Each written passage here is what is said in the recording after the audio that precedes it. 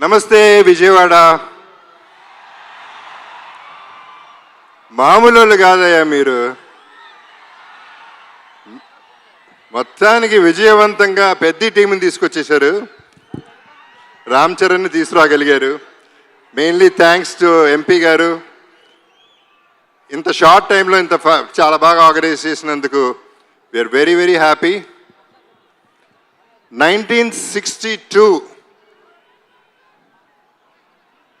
Benz circle దగ్గర సరోజినీదేవి హాస్పిటల్లో నేను పుట్టాను. అప్పుడు బెజవాడ. సో బెంజ్ సర్కిల్ నాకు బాగా తెలిసి అప్పుడు వాకింగ్ స్ట్రీట్ అయి ఉండేది.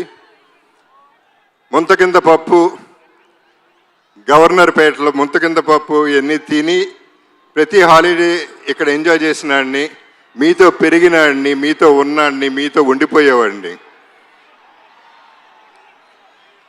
నేను ఇక్కడ పుట్టింది ఎంత వాస్తవం. పెద్ది అనే సినిమా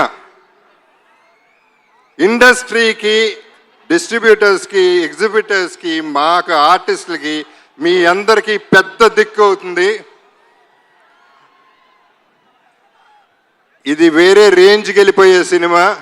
అందరూ గట్టిగా ఊపిరి పీల్చుకునే టైం, అందరూ ఆకలి, అందరు దాహం తీర్చే టైం ఇది. నాకు కూడా, ఎందుకంటే నాకు మంచి క్యారెక్టర్ వచ్చి 8 ఏళ్ళు అయింది. అంటే అరవింద సమేత తర్వాత పెద్దిలో నా క్యారెక్టర్, నాకు బుచ్చిబాబు నన్ను ఎలా ఊహించాడో నాకు తెలియదు, కానీ అప్పల్ సూరిగా నాకు తెలిసి ఇదే నా బెస్ట్ క్యారెక్టర్ అవుతుంది. సినిమా కూడా బెస్ట్ సినిమా అవుతుంది. ఇక రామ్ చరణ్ మెగా పవర్ ఏంటో ఈ సినిమాలో చూపిస్తాడు. ఏ స్టేట్కి వెళ్ళినా, ఏ కంట్రీకి వెళ్ళినా అక్కడి నుంచి 6 కొట్టాడు. ప్రతి షాట్ సినిమాలో 6రే. మీరు క్యాచ్ పట్టుకోవాలంతే. వాళ్ళ నాన్నగారు చిరంజీవి గారితో ఒక చిన్న డిస్కషన్ జరిగింది, మెగాస్టార్ గారితో. అప్పుడు నేను చరణ్ అంటే నాకు చాలా ఇష్టం.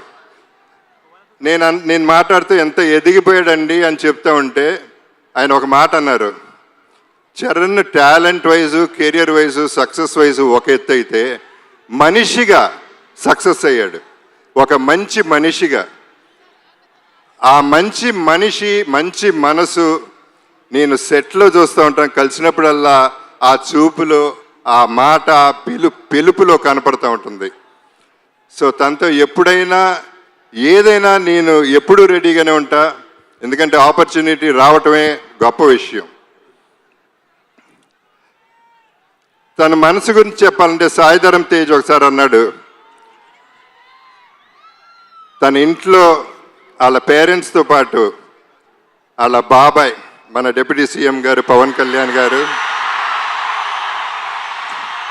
తన కజిన్స్ అందరితో చాలా ఆప్యాయంగా ఉంటాడు. చాలా సరదాగా అల్లరి చేస్తూ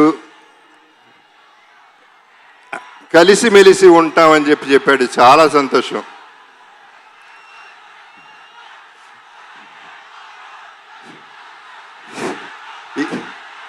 ఈ పర్టికులర్ సినిమా గురించి నేను ఎక్కువ చెప్పదలుచుకోలేదు, ఎందుకంటే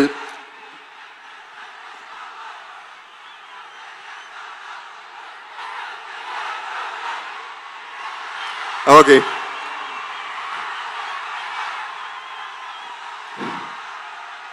ఇక మా బుచ్చిబాబు పోర్టబుల్ సైజులో, బఠానీ సైజులో ఇంత ఉంటాడు. తనలో ఎంత బుర్ర ఉందో, ఎంత టాలెంట్ ఉందో, అన్బిలీవబుల్ టాలెంట్ ఉంది, అన్లిమిటెడ్ టాలెంట్ ఉంది. Is unstoppable also. తను పోర్టబుల్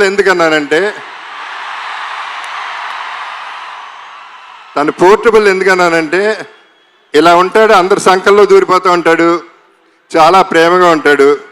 ఆ పోర్టబుల్ సెట్ని ఎక్కడికంటే ప్రతి ఇంట్లో, ప్రతి గుండెల్లో చేర్చేసుకుంటారు.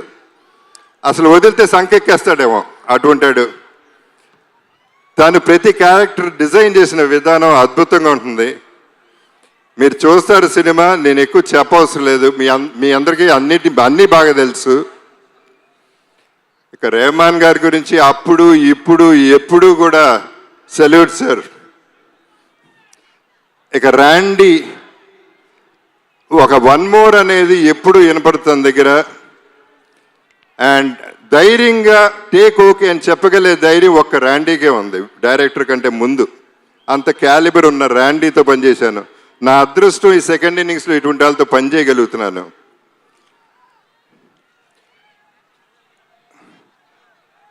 జాన్వి మీలాగానే నేను ఫస్ట్ టైం ఇక్కడ కలిశాను. సినిమా చేశాం కానీ నేను కలవలేదు ఎప్పుడు. శ్రీదేవి గారు నాన్నగారు సినిమాలో చేశారు కానీ ఆవిడ తెలుసు కానీ ఈవిని కలవలేదు. కానీ శ్రీదేవి గారు ఎక్కడున్నా ఈ జర్నీ అంతా ఎంజాయ్ చేస్తూ ఉంటారు. లుకింగ్ ఎట్ జాన్వి, మనందరం ట్రైలర్ చూసాం, ఎంత బాగుందో ఎంత బాగా చేసిందో మీ అందరు చూశారు. God bless everybody. సతీష్ గారు, రామ్ చరణ్ తనకై తను ఫోన్ ఎత్తి సతీష్ గారికి ఫోన్ చేసి ఈ సినిమా మనం చేస్తున్నాం అని చెప్తే అంతకంటే అదృష్టం ఏముంటుంది. అంటే ఆయన క్యాలిబర్ ఏంటో కూడా మీకు క్లారిటీ వచ్చేసి ఉంటుంది ఈ పాటికి. ఆయన నాకు బాగా నచ్చింది ఏంటంటే ప్రొడక్షన్లో ప్రతిరోజు వచ్చారు, కూర్చున్నారు, ప్యాషనెట్గా సినిమా తీశారు. సో వీళ్ళందరితో పనిచేయటం, I'm sorry if I forgot anybody. So వీళ్ళందరితో పనిచేయటం, ఈ జర్నీ ఎంజాయ్ చేయటం అనేది నాకు ఒక అద్భుతం. నా జీవితంలో ఇదొక అద్భుతం అవుతుంది, నా బెస్ట్ ఫిల్మ్ అవుతుంది, నా బెస్ట్ క్యారెక్టర్ అవుతుంది. ఒకే ఒక డైలాగ్తో ఫినిష్ చేస్తాను.